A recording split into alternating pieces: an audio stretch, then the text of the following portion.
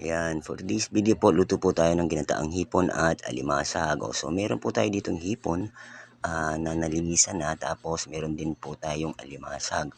So, simple lang po yung pagluluto nito. Unang-una, gigisa lang siya sa bawang at patis. Sa Bicol po kasi ang paraan po ng pagluluto, yung pinapakuluan po nila yung gata, then nilalagyan po nila ng bawang, and then yung sa mga ibang sahog pa tulad ng alamang.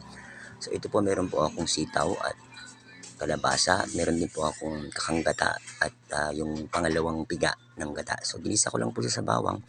After that po, nilagyan ko siya ng patis, and then nilagay ko po yung mga gulay. Tapos, hinalo-halo ko lang, and then una kong inilagay yung pangalawang piga ng gata. Then, pakuluan lamang po yan.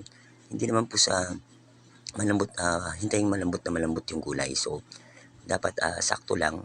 Pag kumulo na siya, pwede na natin isahog yung ating alimasag, at pagkatapos po ay ilalagay po natin yung pangalawang o yung unang gata.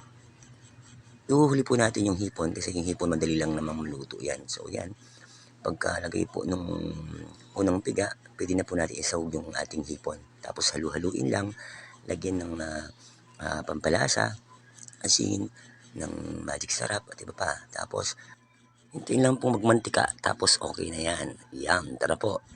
Kain po.